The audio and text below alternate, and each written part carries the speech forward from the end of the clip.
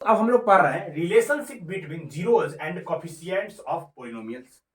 इस चीज को समझिए, हम पहले क्वाड्रेटिक पोलिनोमियल्स लिए हैं। क्वाड्रेटिक पोलिनोमियल्स के लिए जीरोज का हम रिलेशन आपको दिखाएंगे एज ए एग्जांपल, पहले दिखाएंगे ताकि आप फील करें ये है क्या, इसके पीछे की कहानी क्या है। फिर हम मैथमेटिकली ये चीज कैसे आती है, जनरल फॉर्म के लिए चीज कैसी आई है, उसको भी डिराइव करके दिखाएंगे। तो पहले एग्जाम्पल को समझने की कोशिश कीजिए। यहाँ पे ये क्वाड्रेटिक इक्वेशन लिखा हुआ है ना, 2x² minus 8x plus 6 equal to 0। अब इसको हम पहले वैल्यू निकाल लेते हैं, जीरोज फाइंड कर लेते हैं। जीरोज फाइंड करना क्वाड्रेटिक इक्वेशन के आप सीखे हैं क्लास 9th में भी, है ना, मिडिल टर्म स्प्लिट करके। तो आती होगी, नहीं आती होगी तो कोशिश करें यहाँ समझने की।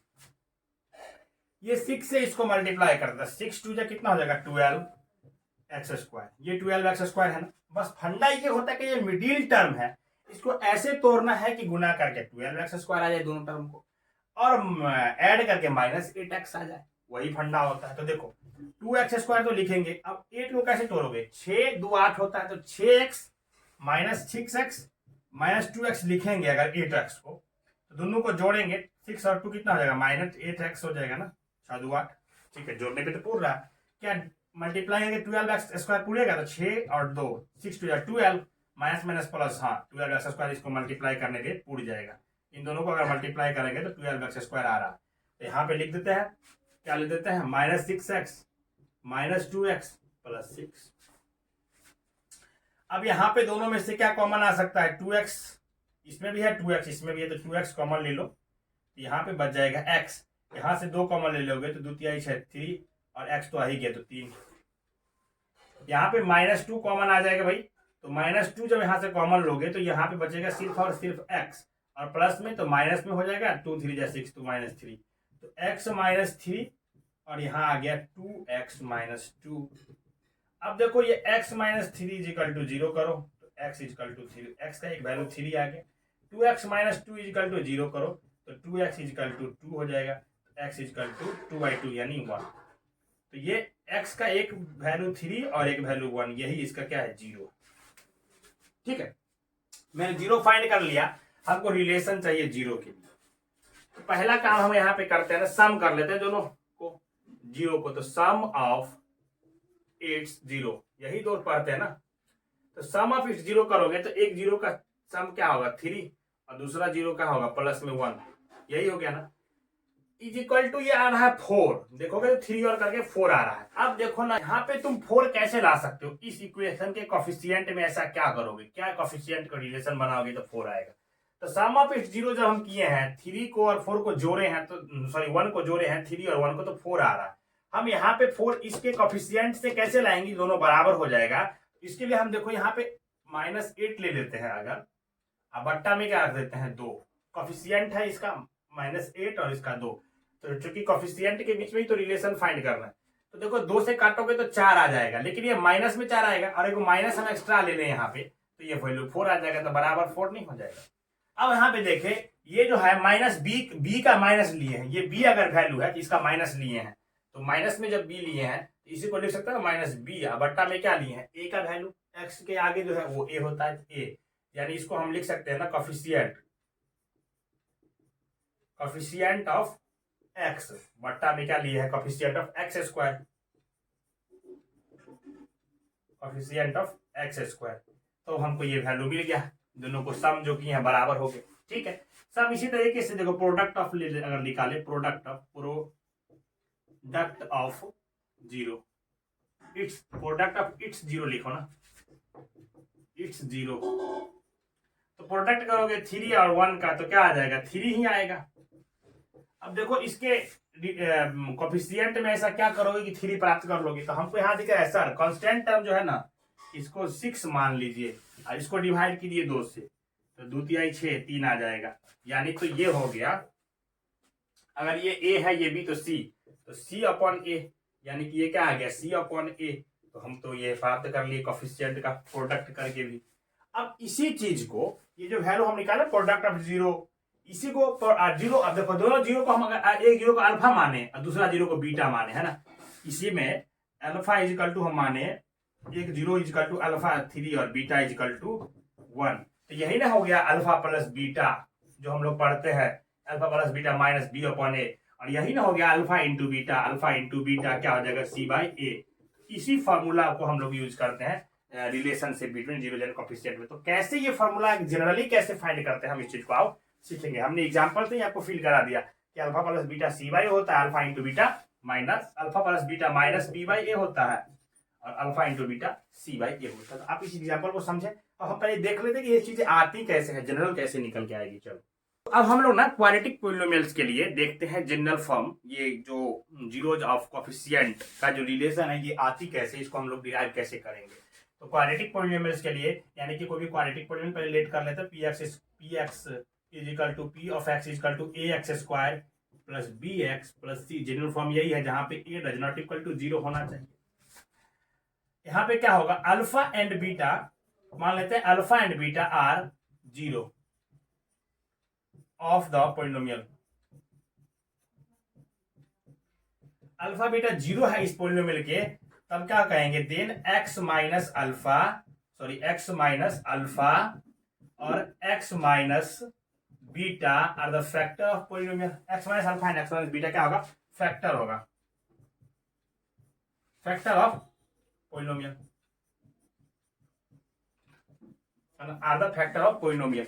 क्योंकि हम ये फैक्टर थ्योरम से पढ़े हैं कि अगर ये इसका जीरो है तो ये x माइनस अल्फा इसका फैक्टर होगा, x माइनस बीटा भी इसका फैक्टर होगा।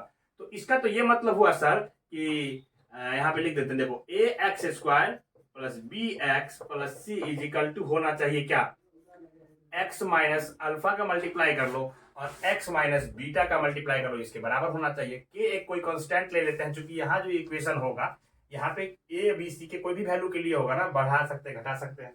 मान लो कोई इक्वेशन हम लिख देते, देखो जैसे इसके हम क्यों लेते हैं इस चीज को समझो, 2x square plus 3x plus 1 लिए, इसका भी 0 और यहाँ पे फिर 2 से मल्टीप्लाई कर दो सबको, 2x square plus 3x plus 1 लेंगे तो दोनों इक्वेशन एक ही है, बस कोफिशिएंट बदल जाएगा, 2 to 4x square plus 3 to 6x plus 2। इसी तरीके से मल्टीप्लाई, ये इक्वेशन दोनों इक्वेशन तो सेम ही है, बस कोफिशिएंट का क्या होगा, मल्टीप्लाई कर दिया 2 से, इसीलिए हम यहाँ पे k लेते हैं। ठीक है, चलो तो इसके बराबर होना चाहिए ना दोनों, ठीक है, किसी भी मान के लिए दोनों क्या होगा, यहाँ पे k हो गया x minus alpha x minus beta, हम k से इसको मल्टीप्लाई करें कोई भी कांस्टेंट, बराबर होना चाहिए। अब इसको मल्टीप्लाई कर लो ना, तो k है, मल्टीप्लाई करो भाई, इससे मल्टीप्लाई होगा x का तो ये हो जाएगा x स्क्वायर, इससे मल्टीप्लाई होगा बीटा का तो माइनस x बीटा, यानी माइनस बीटा x लिखो, माइनस बीटा x। ठीक है, इससे मल्टीप्लाई इसका होगा तो माइनस अल्फा x, इससे मल्टीप्लाई फिर इसको होगा तो प्लस अल्फा बीटा, यहां तक हो गया। इसके बराबर है ax square plus bx plus c के बराबर है ये, k तो यहां रहेगा ही, k x स्क्वायर हो जाएगा। देखो यहाँ पे अल्फा और बीटा को आगे पीछे कर लेते, अरेंज कर लेते, तो अल्फा और बीटा को देखो यहाँ पे अरेंज कर लेते, minus alpha x minus beta x plus alpha beta, है ना। ठीक है, अब इन दोनों में से कॉमन लेना है, क्योंकि x कॉमन लेंगे और माइनस कॉमन ले लेंगे, तो क्योंकि अल्फा प्लस बीटा हमको चाहिए ना, तो यहाँ पे k हो जाएगा ये x स्क्वायर, यहाँ पे माइनस कॉमन लेंगे तो अल्फा प्लस बीटा हो जाएगा, यहाँ दोनों से x कॉमन ले लो, यहाँ x आ जाएगा, ये अल्फा इंटू बीटा हो जाएगा। ठीक है, अब यहाँ पे k से गुना करो तो k x square minus k alpha plus beta x, फिर यहाँ पे k के साथ क्या होगा, plus k alpha into beta, k alpha into beta हो गया। ये बराबर है किसके, a x square plus b x plus c के। अब यहां से दोनों को इक्वेट करो, यहाँ पे एक्स स्क्वायर है, ये भी एक्स स्क्वायर है, तो k इक्वल टू ए निकल जाएगा, तो k इक्वल टू ए ले लो, है ना। दोनों इक्वेशन को इक्वेट कर देना है, क्योंकि ये भी जो वैल्यू है जीरोज को मल्टीप्लाई करके, ऐसे फैक्टर को मल्टीप्लाई करके लाएंगे तो ये इक्वेशन के बराबर आना चाहिए, तो इसलिए हम यहाँ पे इक्वेट कर रहे हैं, क्योंकि यही इक्वेशन है ना जनरल फॉर्म में, और जनरल फॉर्म में यही बात है, तो इन दोनों को इसके बराबर होना चाहिए, क्योंकि इन्हीं का फैक्टर है, तो मल्टीप्लाई करेंगे तो वही इक्वेशन देना चाहिए। तो k इजिकल टू ए हो गया, यहाँ पे देखोगे तो माइनस के alpha plus beta is equal to क्या आ जाएगा, b, और यहाँ पे अल्फा इंटू बीटा, तो k अल्फा बीटा क्या आ जाएगा, बराबर c के। तीनों वैल्यू को इक्वेट कर लिए। अब ये तो हमने सारे वैल्यू इक्वेट कर लिए ना, अब देखो इसको थोड़ा इरेज करते हैं, इसको इधर हम सॉल्व करने की कोशिश करेंगे, इसीलिए यहाँ वाला पार्ट को मिटा देते हैं। देखो अब ये वाला जो वैल्यू है माइनस के अल्फा प्लस बीटा बराबर है b का, अल्फा प्लस बीटा निकालेंगे तो अल्फा प्लस बीटा बराबर क्या हो जाएगा, b अपॉन माइनस के, और यहाँ पे के बराबर क्या है ए का, alpha plus beta is equal to क्या होगा माइनस बी, ऊपर कर लेते हैं माइनस को, और यहाँ पे के इजकल टू ए डालेंगे तो के इजकल टू ए, तो माइनस बी बाई ए। ठीक है, अल्फा इंटू बीटा चाहिए, तो अल्फा के alpha into beta is equal to है सी, तो alpha into beta is equal to है सी बाई के, और के इजकल टू ए है तो alpha into beta by c by a हो जाएगा। ये एक वैल्यू यहाँ पे आ गया। तो जीरोज ऑफ पॉलिनोमियल्स का हम लोग रिलेशन फाइंड कर लिए, किसके साथ, कोफिशिएंट के साथ।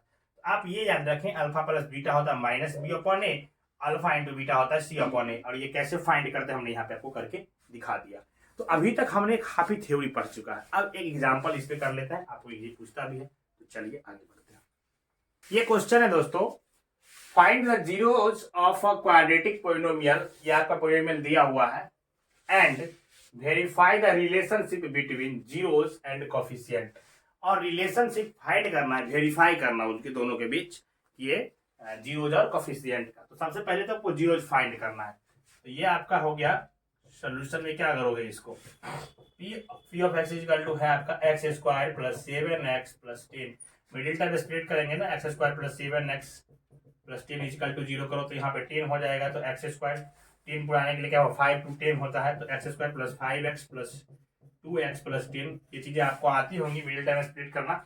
5 to 10 हो गया ना, मल्टीप्लाई हम इसको करते हैं तो आना चाहिए 10x स्क्वायर, तो देखो 5 और 2x को भी मल्टीप्लाई करेंगे तो 10x स्क्वायर आ जाएगा, दोनों को जोड़ेंगे तो 7x आ जाएगा, ये मिडिल टर्म स्प्लिट है, ये आप सीखे होंगे। तो x यहाँ से कॉमन लेंगे तो क्या हो जाएगा x प्लस 5, 2 यहाँ से कॉमन लेंगे तो x प्लस 5, तो x प्लस 5 एक हो गया वैल्यू और एक आ गया x प्लस 2, इनको बराबर करेंगे 0 के, तो x इजकल टू यहाँ पे आ जाएगा -5 और यहाँ पे x इजकल टू -2, तो 2 जीरो हम लोग फाइंड कर लिए, इन्होंने कहा था जीरो फाइंड करने के लिए। अब इनके बीच का रिलेशन वेरीफाई करना है, तो अल्फा प्लस बीटा, यहाँ पे मान लेते हैं अल्फा ये हो गया, अल्फा इजकल टू -5 और बीटा इजकल टू -2, दोनों जीरो को अल्फा बीटा में मान लिए। तो अल्फा प्लस बीटा क्या होता है -b अपॉन ए, यही ना रिलेशन है वेरीफाई करने के लिए। तो अब दोनों तरफ अल्फा प्लस बीटा भी जोड़ेंगे और इधर का वैल्यू डालेंगे, दोनों इक्वल आ जाए तो वेरीफाई हो गया। अल्फा और बीटा है, तो अल्फा का वैल्यू -5 है, बीटा का वैल्यू -2 है, -b बाई ए है, ये b है ये, तो -b तो यानी -7, और a का वैल्यू 1 है तो बटा में 1, इसको जोड़ो तो -5 -2 इजकल टू -7 आ रहा है, हाँ तो -7 बराबर हो गया -7 के। तो ये पहला वैल्यू वेरीफाई कर गया, अल्फा प्लस बीटा वाला पहला जो रिलेशन है वेरीफाई कर दिए हम लोग, ठीक है, दोनों इक्वल हो गया दोनों तरफ। अल्फा इंटू बीटा होता है सी अपॉन ए, तो अल्फा इंटू बीटा, अल्फा ये है बीटा ये है, अल्फा का वैल्यू -5 और बीटा का value -2 is equal to C upon A B C, तो ये सी का वैल्यू 10 अपॉन ए का वैल्यू कुछ नहीं तो 1, क्योंकि यहाँ पे 1 है ना, नहीं कुछ नहीं दिख रहा है तो 1 है, तो ये देखो 5 to 10 माइनस में, तो ये प्लस हो जाएगा 10 इजिकल टू प्लस, क्योंकि माइनस में मल्टीप्लाई होगा माइनस माइनस का तो प्लस, और ये तो 10 है, ये तो 10 बराबर 10 का, यानी अल्फा इंटू बीटा वाला भी ये वैल्यू जो है वेरीफाई हो गया रिलेशनशिप बिटवीन, यही आपको करने के लिए कहा गया था। तो यही अभी जो अभी एग्जाम्पल हम करके दिखाए ना, और इससे पहले जो फॉर्मूला पढ़ाए थे उस पर बेस्ड ये आपका एग्जाम्पल। अब हम लोग इसी चीज को पढ़ेंगे क्यूबिक पॉलिनोमियल्स के लिए, ठीक है, तो आगे बढ़ते हैं और क्यूबिक पॉलिनोमियल्स के लिए बात करते हैं।